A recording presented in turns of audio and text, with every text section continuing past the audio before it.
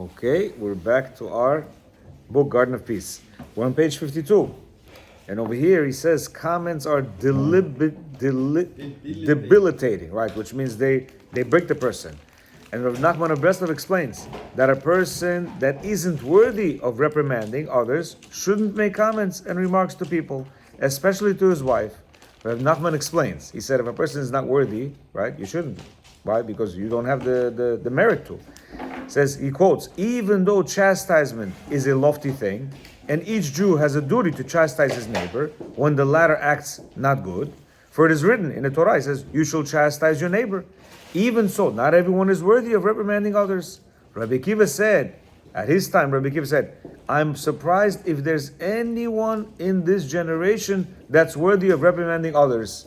If Rabbi Akiva said that about his generation, generation of spiritual giants and holy men, then we certainly can't reprove others in this generation. So imagine, over 2,000 years ago, Rabbi Akiva said what? Hey, in our generation, I don't know who's able to reprimand, who's able to reprove another person, right? Imagine us right now.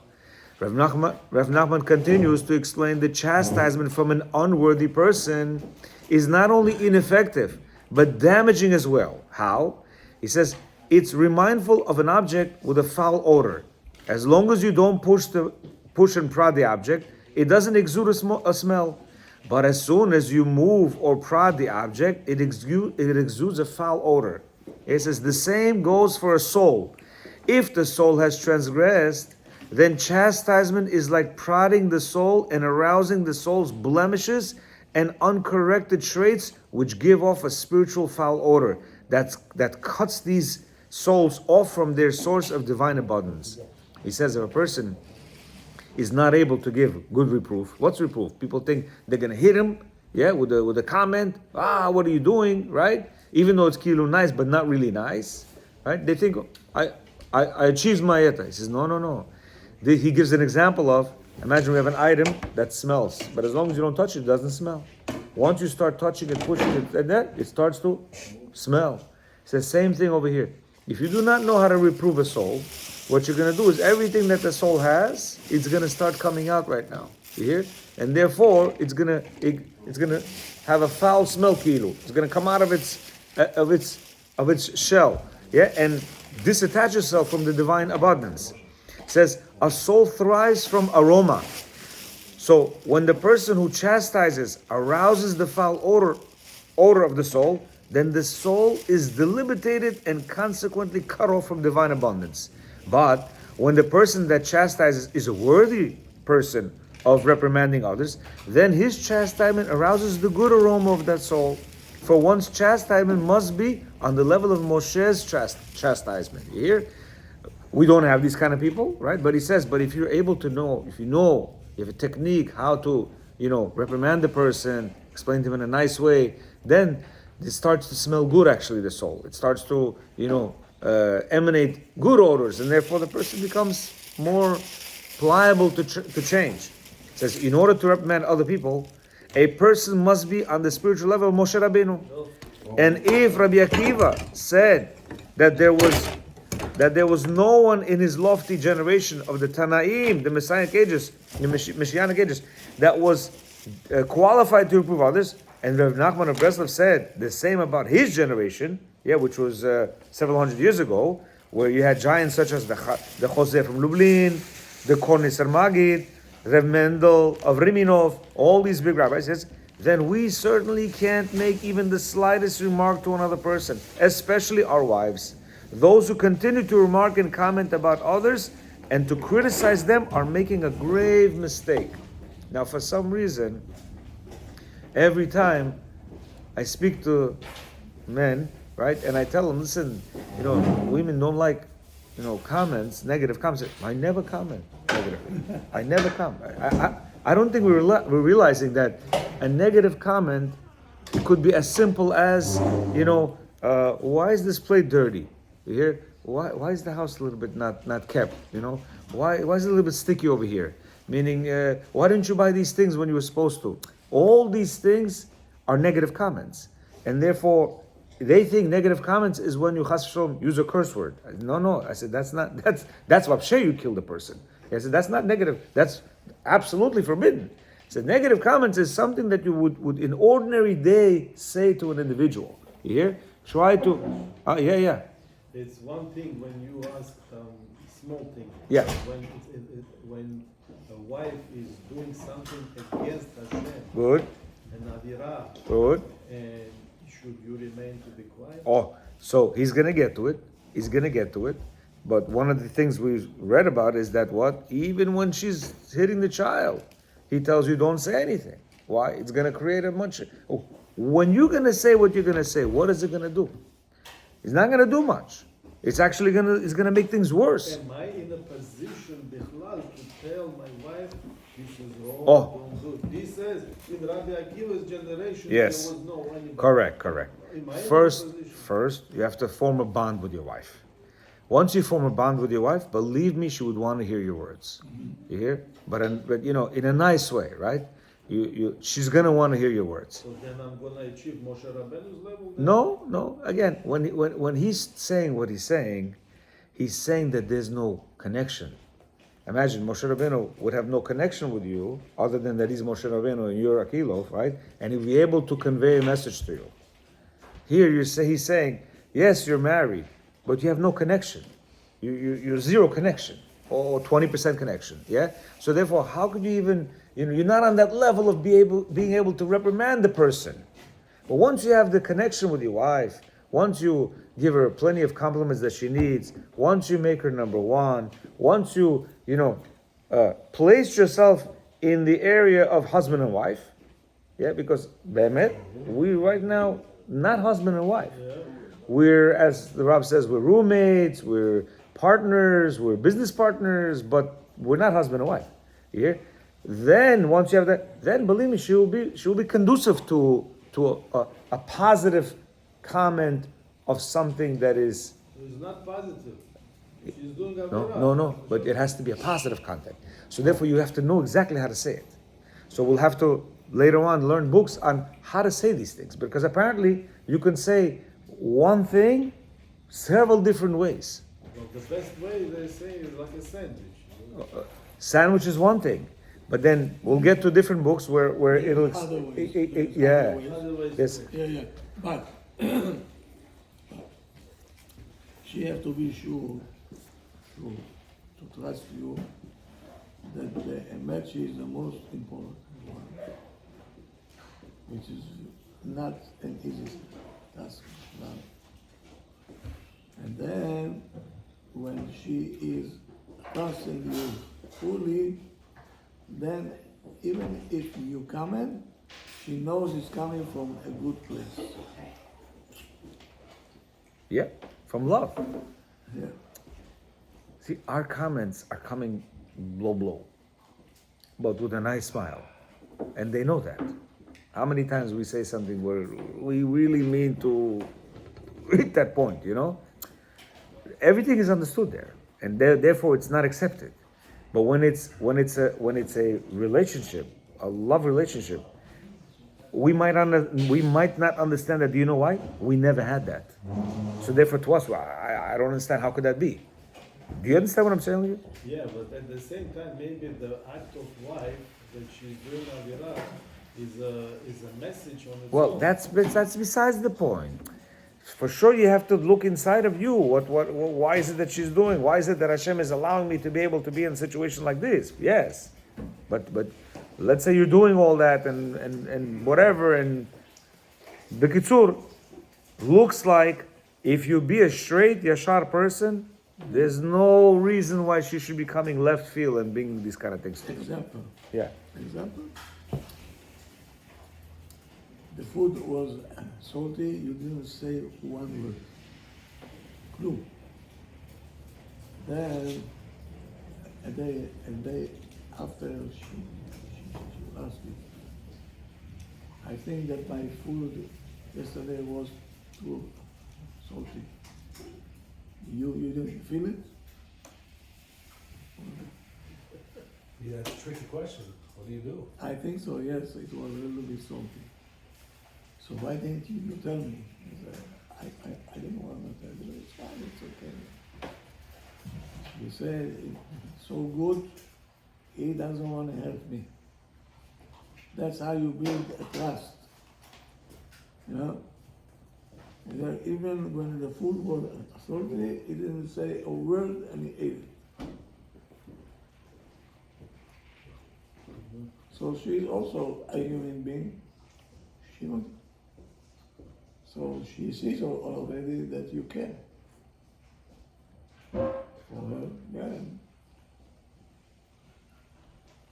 But I don't remember that he says that once you build that trust, then you can say.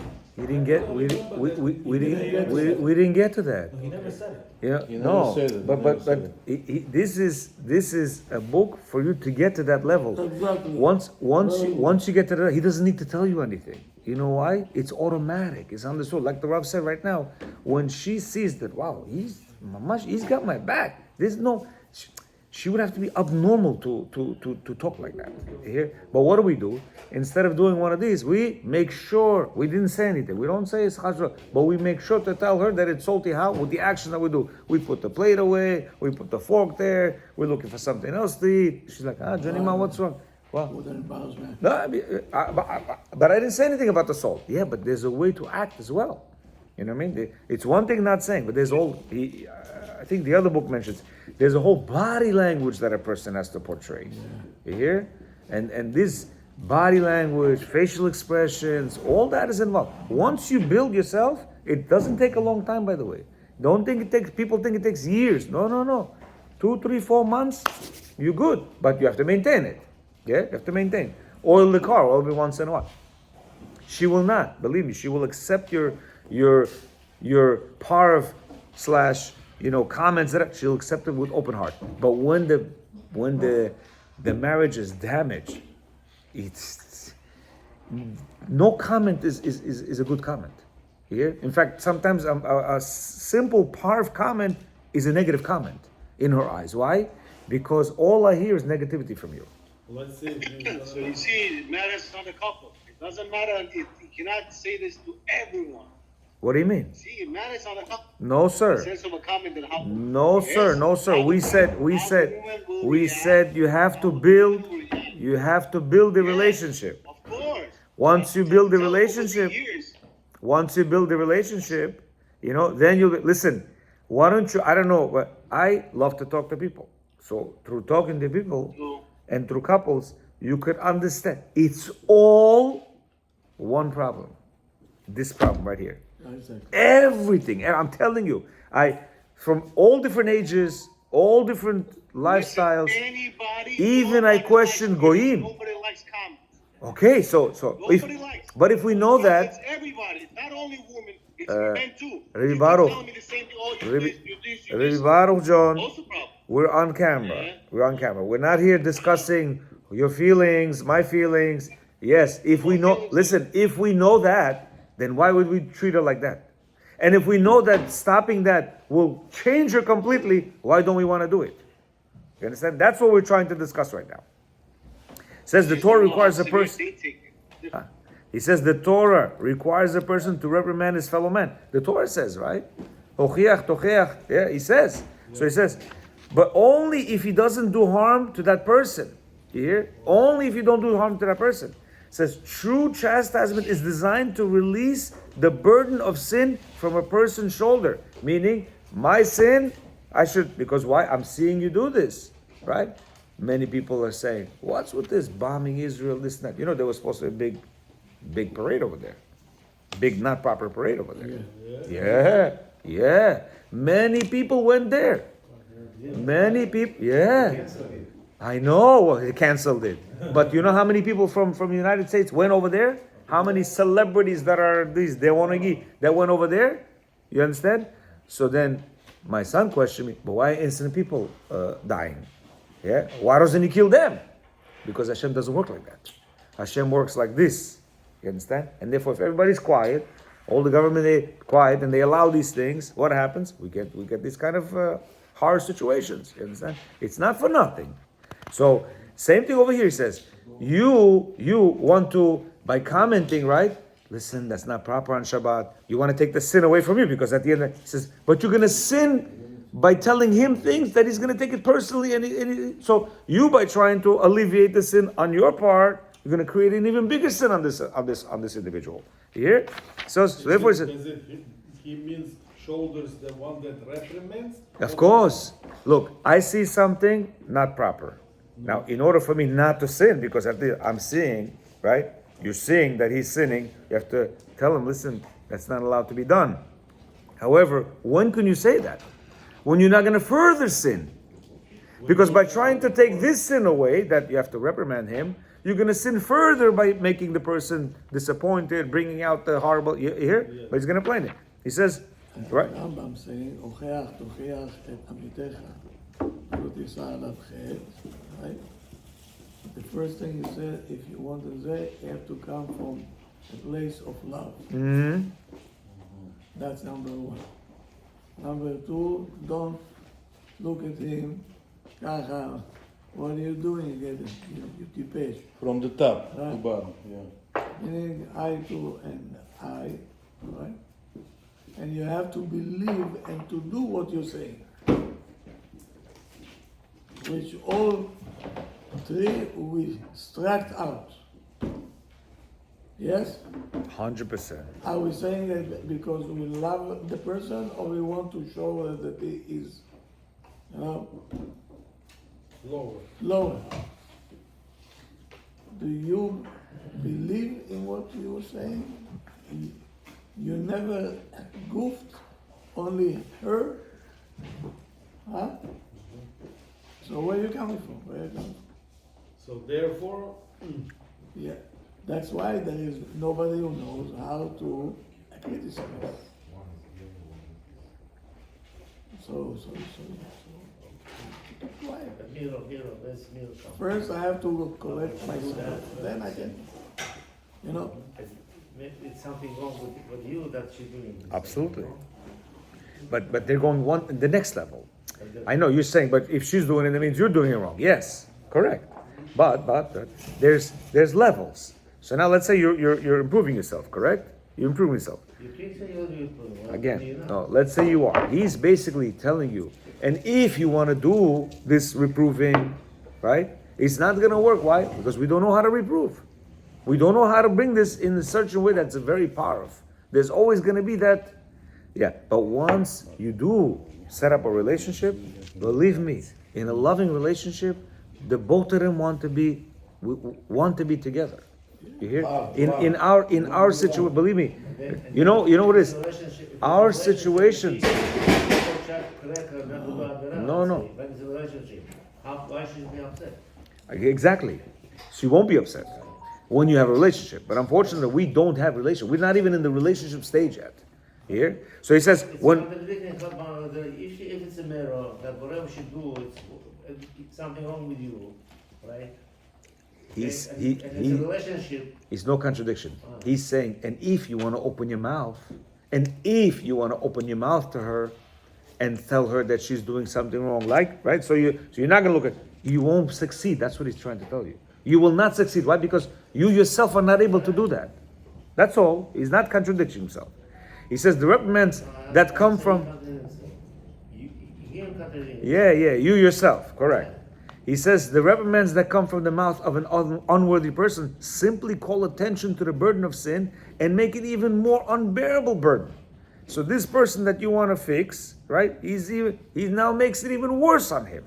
Why? Because you weren't able to convey it to him the way we're supposed to. And this, by the way, pertains very much to the kids, because the way we speak to the kids sometimes is not, and they know it, and they hate it. You hear? We have to do a lot of education on how to speak to the kids. I know we think, what? No, I could speak to them the way I want. No. It's very, especially nowadays, the kids, they'll even tell it to you in the face. Once they start getting older, they'll tell you in the face that, listen, why are you talking to me like that? You hear? And sometimes they'll put you down nicely, where they're not going to scream at you, but that's not how you taught us to talk. And you hear parents says, I'm your parent, I can talk to you the way I want. And it's a little bit, it's a little bit not so much, it's not so like that. He says, most reprimands weaken people and break their hearts. You see, they themselves, right, they say to themselves, if I'm such a loser and everything I do is wrong, how can there ever be hope for me? Many fall into despair and give up their struggle to improve. Some may even fall by the wayside and throw off the yoke of Torah and mitzvot altogether. So rather than helping others, the person that criticizes and chastises does a grave damage. He just threw this person off the derech. And a lot of times women do go off their derech. Why? Because they're already tired of this thing. They can't take it anymore. You hear? He says, the Chazon Ish of blessed memory, he says, he gave a ruling that there is no one that properly knows how to reprimand in this generation. And therefore, we must show love towards our neighbor. Yeah? Love towards the neighbor. A lot of times we see neighbors, right? They drive, they this, they that on Shabbat. We want to, I'm going to tell them, yeah, he says, show love, love. Through love, you'll be able to, and prayer, you'll be able to change the neighbor. He says, until now, we've been speaking about man and his fellow man. A wife is all the more in need of her husband's sensitivity, respect, and constant encouragement. Comments and criticisms are devastating to her. A wife's entire vitality depends on her husband's kind words. By the way, he was saying over here, reprimanding a regular person. Yeah. He wasn't even talking about a woman. He goes, woman, forget about it. Ultra sensitive to comments. They're unable to accept comments. You hear? He says, by nature, a woman can't acknowledge a fault or a mistake, even when someone gently reproves her. Even more so when strongly reprimanded. No wife will accept her husband's words. You hear? Therefore, a husband's remarks are useless. Our sages say that just as it is a mitzvah to chastise one that heeds, one that listens, it's a mitzvah to refrain from chastising a person that does not listen. You hear? Really? Yeah. Why? Because what are you gonna achieve if the person is not gonna listen to you? You hear? If you're gonna come right now and tell this person, that it's Shabbat, you shouldn't drive, and he's not gonna listen to you, it's better you don't say anything to him. Yeah, because he's not gonna listen to you.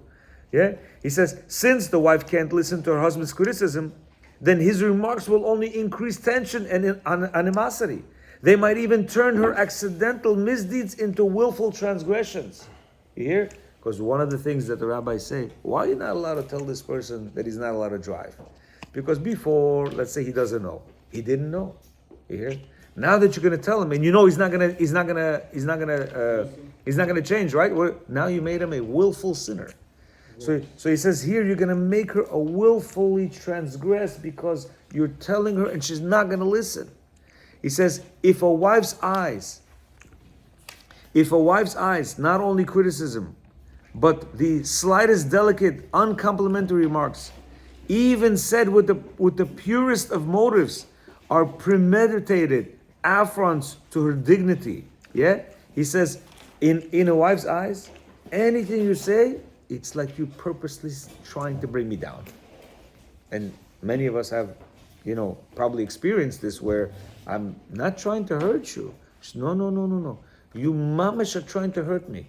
You hear? In their eyes, it's like you calculated this insult on me, and maybe I did not mean it like that. I meant it to try to help our situation. They don't see it this way. He says, she is insulted, angered, and unforgiving, certain that her husband doesn't love her. If he truly loved her, why would he be trying to find faults in her at all? You hear?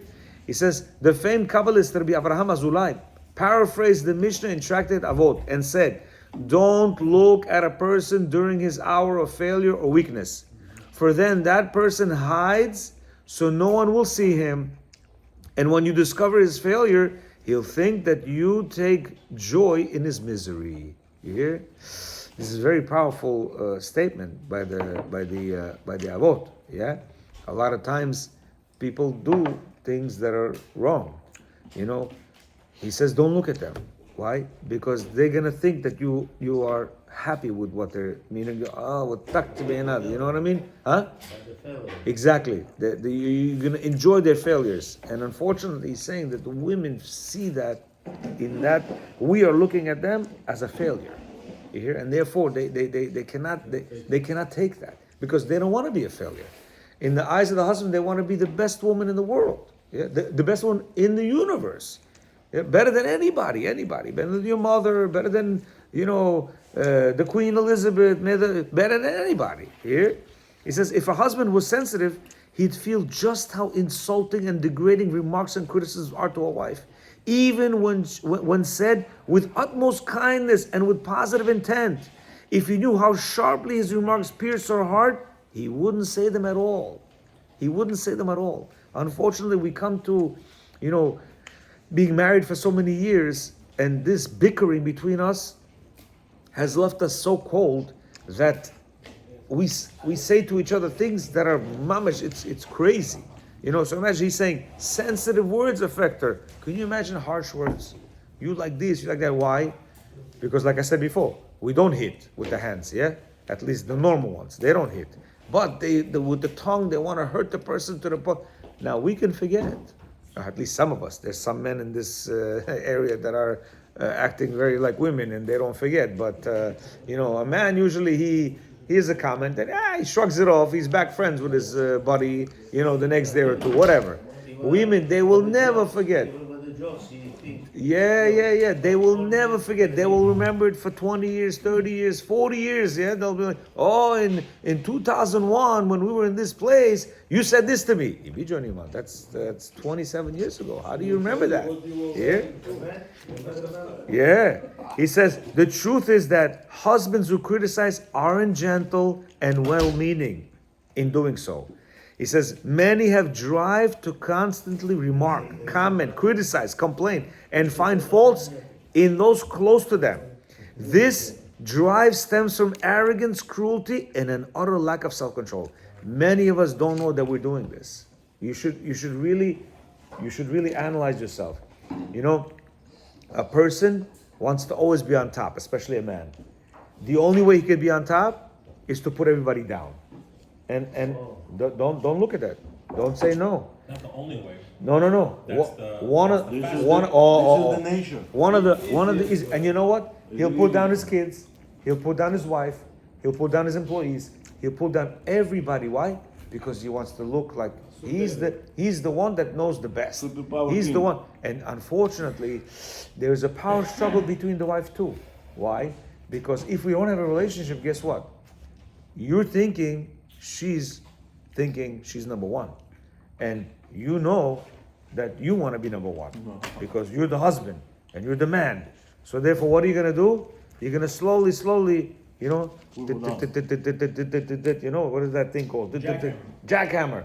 You're going to slowly jackhammer down to put her as low below you as you can. To break her. And this is the most stupidest thing that you would ever do in your life. Why? Because why would you want? What kind of relationship are you expecting from a person you're jackhammering down with your words? What kind of relationship? It's not a relationship. It becomes, I don't know, to a situation where I don't even know what to call it. It's not even a roommate situation, And that's what he's saying. He says that Haters. What do you mean roommate? Yeah. Haters. Where did I stop off? Most reprimands weaken people and break their hearts. Yes. He says, most reprimands weaken people and break their hearts. They say to themselves, so I'm such a loser. We said, Chazonish, we said. Yeah? Up until now, good. So he says, a wife's entire vitality depends on her husband's kind words. By nature, women cannot acknowledge fault or mistake, right? Even when someone gently reproves them. Therefore, a husband's remarks are useless. Our sages say that just as it is a mitzvah to chastise, it's also a mitzvah not to chastise. Since a wife can't listen to her husband's criticism, then his remarks will only increase tension and animosity. They might even turn her accidental misdeeds into willful transgressions. Finally, let's do this chapter and we'll go. In a wife's eyes, not only criticism, but the slightest delicate, uncomplimentary remarks, even said with the purest of motives, are premeditated affronts to her dignity. Here, she is insulted, angered, and unforgiving. Right? We said about the Kabbalist, Rabbi Zula, he said what? Don't look at a person when he's doing something wrong. Don't bring out his failures. So if we constantly bring out our failures, why is the laundry like this? Why the kids are like this? Why the house is dirty? Why Why is the pot here? Why is the this like that? Why is the car so dirty? Listen, you drive the car. How come you keep it so dirty? Now we're thinking that's like what did I say wrong? I'm saying the facts. She got all these things over here, yeah, but you don't understand. The kids come every day into the car. They throw all this, what do you want her to every day clean the car? And even if she's not accurate, So that's what I'm saying. We want to be truthful here, and this is where the Torah says he doesn't want to hear your truth. You keep your truth to yourself. Here, if a husband was sensitive, he'd feel just how insulting, degrading remarks and criticisms are to a wife, even when she is even when said with the utmost kindness, with positive intent. If he knew how sharply these remarks are, meaning he says, Johnny man, the car is so dirty. There's bread on the floor. They could be stepping on it. It's not good to step on the bread. She doesn't want to hear that.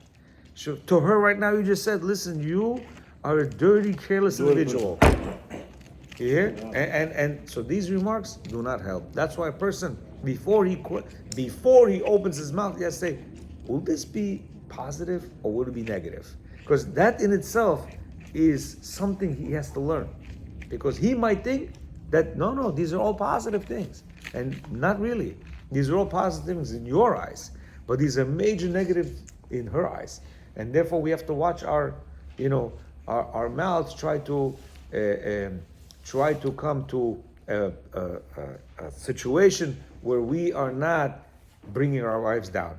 Now, again and again, I've been talking to men, and they're saying, so what am I? Am I supposed to be a trapka? Am I supposed to be a mop? I said, chas v'sholom. Where do you see this mop business? I really don't understand. I said, if you have a bond with your wife, and you love her and she loves you, and you care for her and she cares for you, what mop is there? There's no mop here. You understand? Now, but she's going to want to do more for you. Why? Because that's what she's built for. She's built to serve you, unfortunately, for her. Yeah? That's how she's built.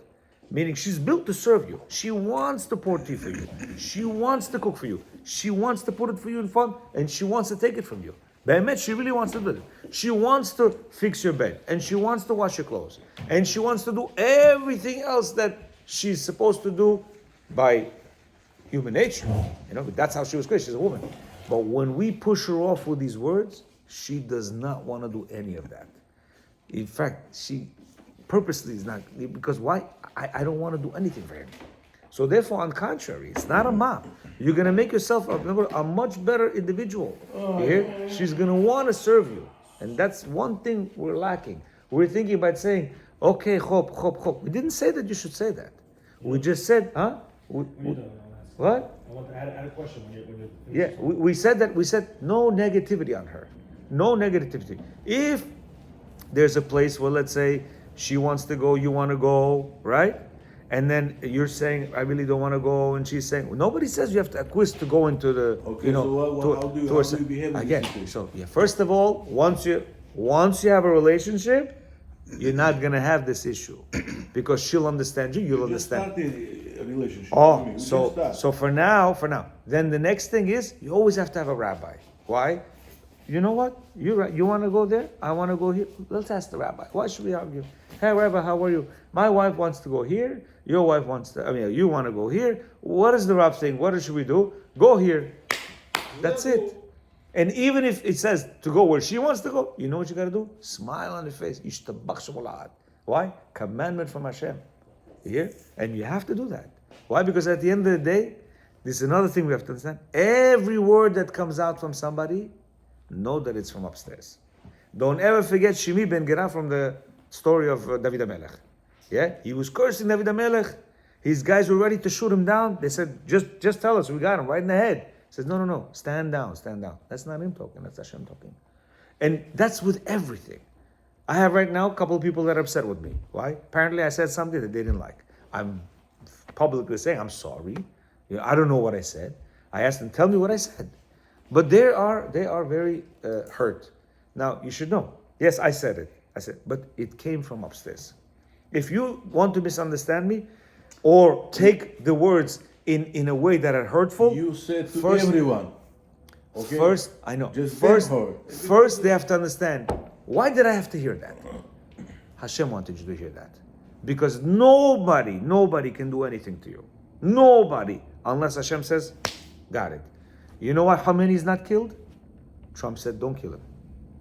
But if Trump didn't say that, guess what? They would have killed him already. They already had, they knew. Yeah? So therefore, I'm not saying Lavdil, yeah? Trump is nobody compared to Hashem. When somebody says something to you, they would never be able to open their mouths unless Hashem said, say it to him. He needs to hear that. You hear? And therefore, when our wives are saying something, or when we're saying to the wives, believe it or not, that's what Hashem wants her to hear. Of course, we have to be controlling of what they, even the negative comments, right? That's what Hashem wants them to hear. But He says, don't do that because you're going to ruin your relationship. Here, there's other ways to try to appease the woman. She is in a special role. We cannot compare her to ourselves. She's in a totally different role. Why does she have a husband like you? Hashem wanted her to have a husband like you. Okay, maybe. That's so. Everything. We. One thing with the Torah, 613 mitzvot. I don't want to do one of them. The Torah says you are a kofir. You are one that doesn't accept the whole Torah. What do you mean? Everything, but one I don't accept. Same thing over here. We have to accept that everything is from Hashem. The minute we're going to say no, this is not from Hashem, that's it. You are making yourself into a non-believer. It cannot be. It cannot be that 99% is from Hashem. No, but this is not from Hashem. That's wrong. You have to think that everything is from Hashem. Everything. I agree, but what I disagree is that if I said something negative to my wife, Yes. and then I come and say, oh, that's Hashem wanted me to say. No. That's not good. I'm telling you, behind the scenes, that Hashem wanted her to hear that. Because you said it, she heard it, At that Hashem moment. wanted her to hear it. At You're that going to get hit for that? Yes. You're going to have shalom bayit palms? Yes. You're going to have it? Yeah, everything. But You already said. it's It's a pass. our bechira, our free choice is to do good or bad. You understand? You don't have to say that. Everything else is You Hashem. didn't have to. But Yeah? you already Everything. did. Like right now, you're gonna go to work. Stay. Guess who's taking you to work? Okay, but Only Hashem. Don't think I'm driving to work. No. Because on the way, flat tire, big traffic, whatever. He You have did free it. choice, what do you mean? Hashem Listen, doesn't want anybody making in, mistake. in Israel, there were supposed to be several weddings. Recent. They flew out. Guess what? One flew to Greece, one flew to whatever. Simply come back. Why? Hashem says no wedding right now. yeah, but Can you imagine that? that? So Bez Hashem will continue tomorrow. Baruch Adonai Olam, amen, amen.